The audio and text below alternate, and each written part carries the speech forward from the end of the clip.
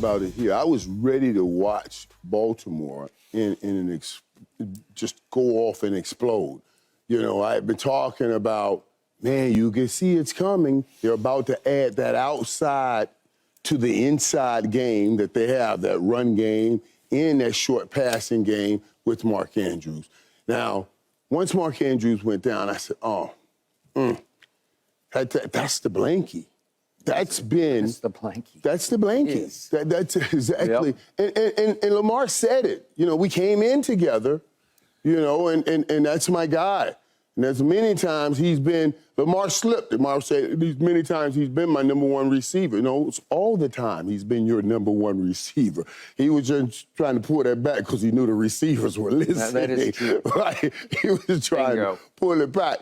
But sometimes when you fall into somebody's taking your blankie and you find yourself into a mess, it makes you force and use other sides of you, and you can turn that mess into greatness. Because I saw the combination coming together of that connection with Odell Beckham. Odell had over 100 yards yesterday, you know, and then we missed on a deep one where he would have gone for maybe 160 or 170. You lose Mark Andrews, but you pick up a different place that you got to start featuring now in this offense. This offense is a run offense, number one run offense in the National Football League. But there are going to be so many opportunities that come off that number one run offense. And Odell Beckham is rounding into shape in the perfect time. And honestly, guys, I thought wow, as Odell round into shape and getting ready, now Lamar, because this takes Lamar game to another level.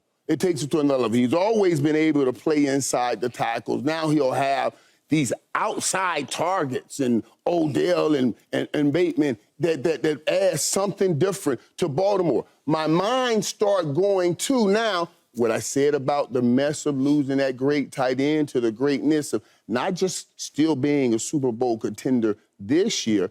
Then you say, oh, if we win it this year without Mark Andrews, then we get him back next year, we can be back-to-back championships. That's the thought that should be prevailing through the Baltimore Ravens locker room with what I saw last night, even after they lost that great tight end. You know, Skip, there's a couple takeaways from the game. I mean, obviously, clearly, with Joe Burrow's injury, things are different. T. Higgins doesn't play. Now, all of a sudden, you got Jake Brown at the quarterback. Okay, we know what that is. Let's push that. We know going to the game, it was do or die for the Cincinnati Bengals, but let's push that. So what you said, they died. I mean, it's over.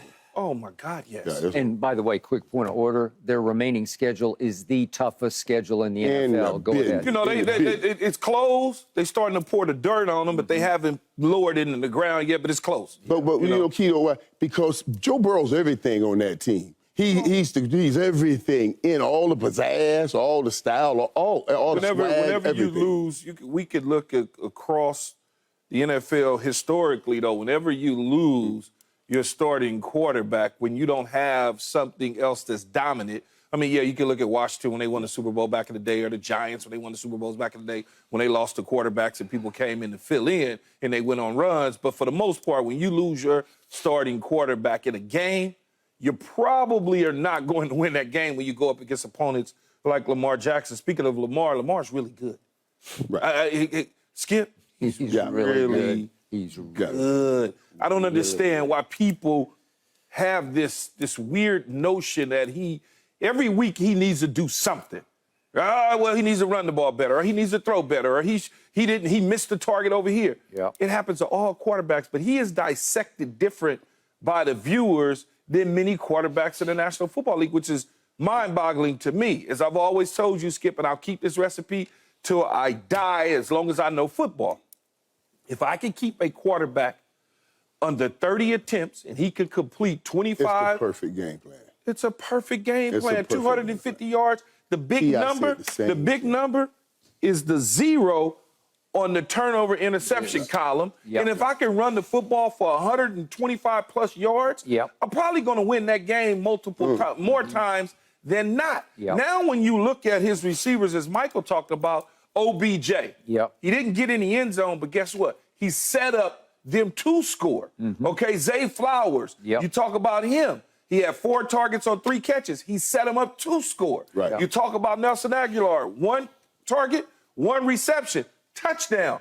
Whenever you have that type of play from a position of need, which they needed for a very long time, it's going to a whole hell of a lot of games, Skip. You just are. And I understand Mark Andrews is that security blanket. He's the one that you lean on in certain situations. But clearly now these receivers are slowly starting to take the next step. And you can tell that Lamar Jackson believes in them. He's trying his best to make sure that they take advantage of the deep speed, the things that they can do very, very well. Now you talk about another takeaway from this game, and I'm sure many people hadn't even thought about this, though. Just take a look at the division. Cincinnati is probably gone. Cleveland's probably gone. Guess who benefits the most out of anybody in this division, Skip? Mike Tomlin. Think about it. Mike Tomlin and the Pittsburgh Steelers won last night. They won. You don't think Mike T was running around? Woo! He drove to work happy today. Their next 6 games, get this though. They got the Browns. Who they playing? This is Pittsburgh? Pittsburgh. Okay. They got the Browns in the backup role at quarterback. Yep. Then they get the Bundles again in the backup role in Browning. Then they got the Indianapolis Colts in the backup role in Minshew. Okay. Then they got the New England Patriots that I don't know who go play quarterback in that situation, but whichever one it is, it's a backup. I don't care if it's Mac Jones or Zappy, they backups.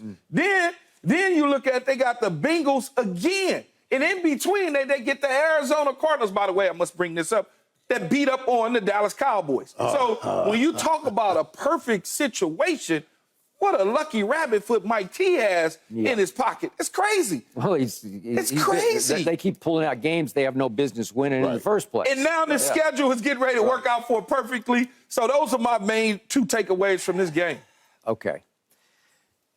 I hear everything both of you just said, and I'm going to double down on the emotion over Mark Andrews. I've always loved him. He played for the school I love the most, University of Oklahoma.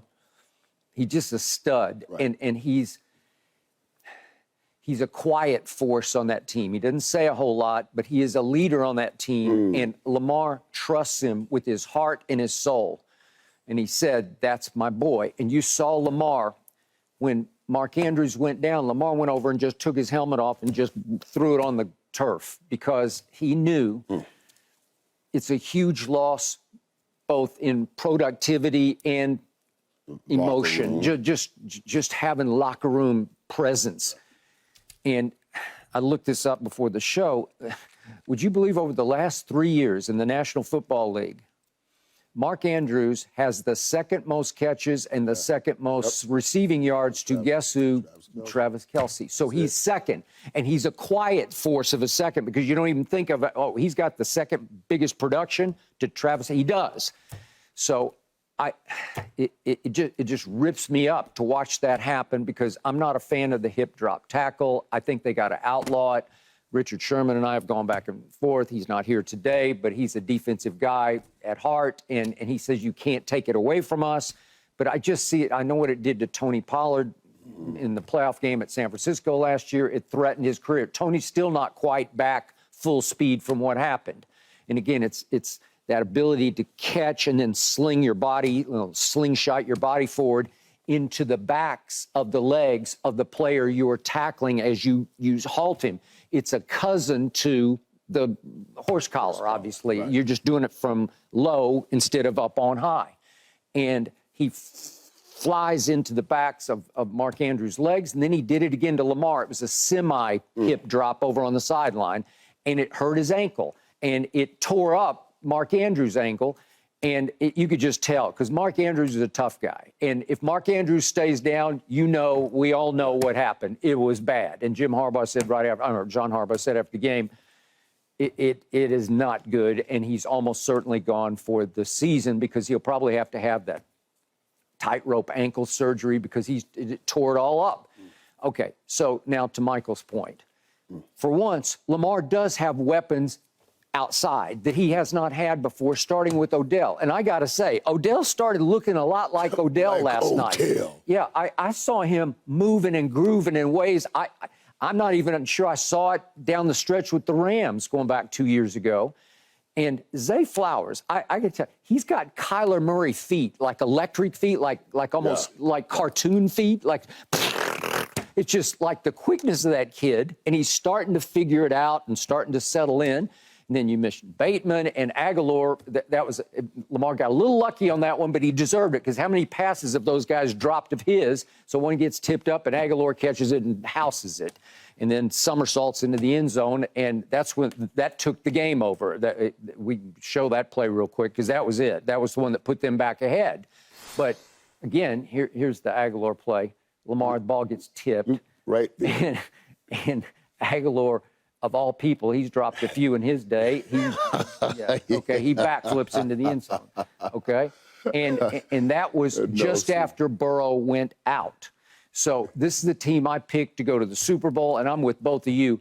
They look like a Super Bowl team last night because when you can run for 157, and then as you said, you get the balance of 264 yards passing. Lamar's just a flat-out stud, and I just hope. Like, Keyshawn, you said there's this weird notion out there. I hope it persists because it drives this young man. All he did was win an MVP. We're going back, how many years ago? It's been a while back. 4 years, 5 years ago? 4 years ago. He won the MVP 4 years ago. But that's not a while ago. It's not no, but I'm saying, but he did that. And absolutely. You want to talk about throwing darts. And he's on his way, Skip, he's on his way to possibly winning his second MVP. Right. It literally, if you think about it and you break it down, because I did this in my mind last night as I'm watching the game, I said, who's left in the AFC that can win the MVP? I am not NFC. I know there's two guys over there. But who's left in the AFC in this quarterback award? Just Patrick. Patrick Mahomes. Maybe Tua gets in it, depending on how hot Miami gets it. They can get down the road. Other than that, there is nothing in the AFC. It comes down. I think the conference is a 3-team race right now. Pittsburgh, you can't count them out because of the schedule and what Mike T is all about. But when you think about Kansas City, Baltimore, and I'm assuming Miami's going to get their act together. Yeah. I'm assuming that. Those are the 3 teams. Yeah, and Key, it's so funny when you talk about it because I thought about this. I said, what is that perfect game now for Lamar Jackson? And I was writing that before the show. He had 264 yards yesterday, but I'm saying you can get him throwing about 25, 30 times like he was talking about. 275, 300 yards. Because remember now, he's throwing outside. These will be better passes up the field. We talked about him having not such a great number when you're throwing balls 20 yards, 20-plus air yards up the field. But, man, now he has settled down 275 to 300 yards. He's going to rush for 50 to 100 yards. He's going to throw for at least 2 to 3 touchdowns. This will be an every-game thing, and you won't know how to attack him with that run game. I told you yesterday, teams, when they have the number 1 rushing, the number 1 defense, that's a Super Bowl team. That's a Super Bowl team. It's a formula that wins the Super Bowl, and they're going to have it in spades now. So I'm saying it's not over for Baltimore, even though that was a man-child that went down. And let me say this, too. All those players, Skip, and they talked about it, all the receivers were they all felt that with Mark Andrews. And cause I know me and my tight ends were real close. And they talked about how, Odell and everybody, so I'm just praying for him, man, because I know it's hard when you see your team is this good and we are that close. We started this together and we're that close to getting it, and you're not part of it, so that's hard. Now, if they could just continue to develop a closer on the defensive side, whether it's Jadeveon, brought it up yesterday. Whether it's Jadeveon Clowney or whether it's Quinn or Roquan, somebody on the defensive side of the ball has to take the next step. When you're talking about 3rd and 6 and a team needs to be backed up, pin those ears back and go get them. I'm looking for that DeMarcus Ware, that Von Miller, somebody along those lines that can go get the quarterback. Okay, back to the Bengals, back to their quarterback, back to a guy I love. The closest thing to Tom Brady I've seen since Brady. This was very bizarre to me, what happened to his right wrist, because we've got the picture that was originally posted by the Bengals as he got off the plane. They took it down, but he's obviously wearing some kind of a brace or wrap or something on his right wrist before the game, but he's not listed on the injury report.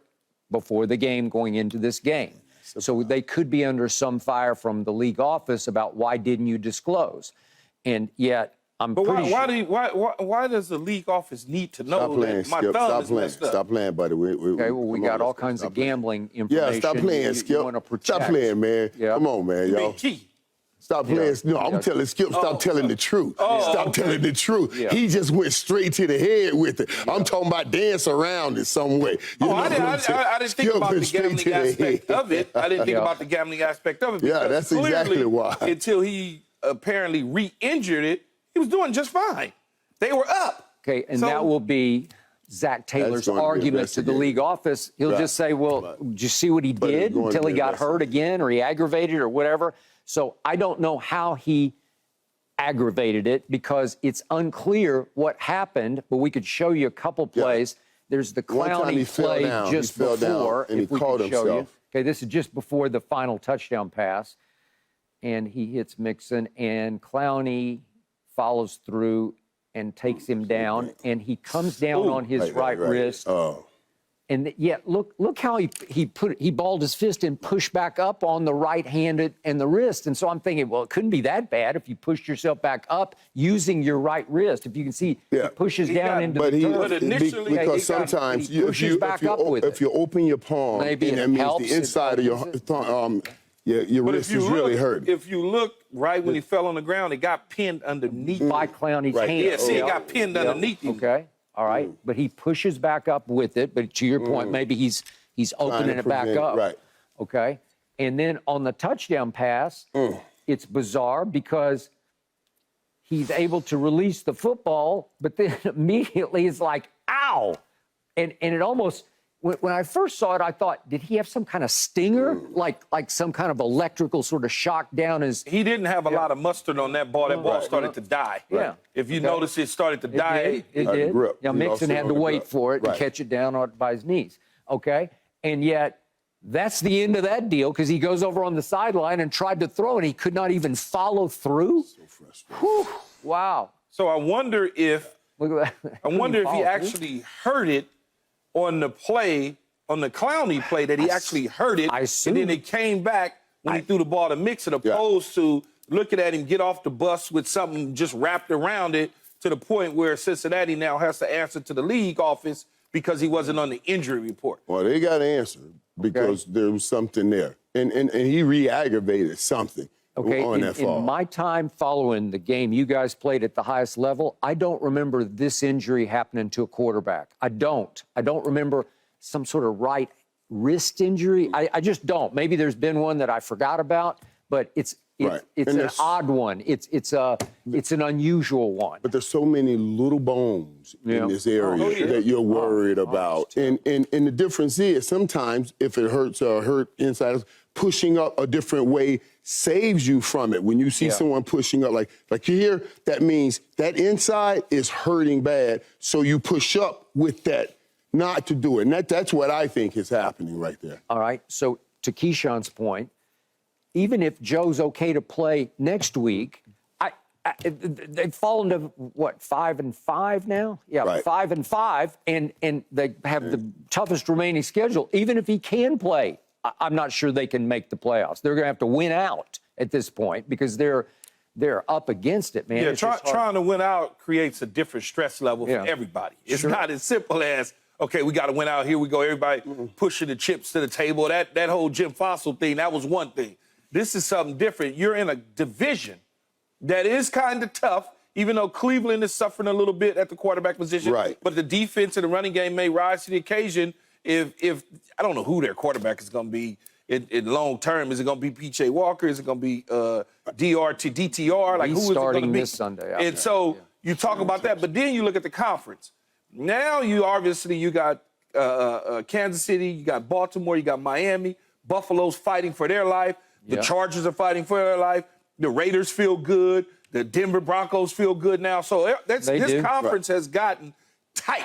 I mean, Houston is right there, right in the mix. Jacksonville is right in the mix. So it's a tough conference to just think that you're getting ready to run through it and can make it to the playoffs. I don't see it happening. That extra team, that last team, all that is true. That last team, if you allow them any life, Cincinnati will run for that last spot if Joe Burrow gets back in 2 weeks. I'm telling you.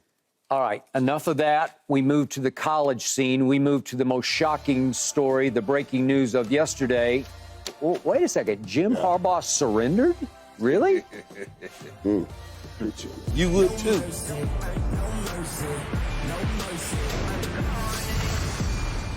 Thanks for watching, Undisputed fans. Do you want more highlights from the show? Make sure to click that subscribe button for all the exclusive content from Undisputed.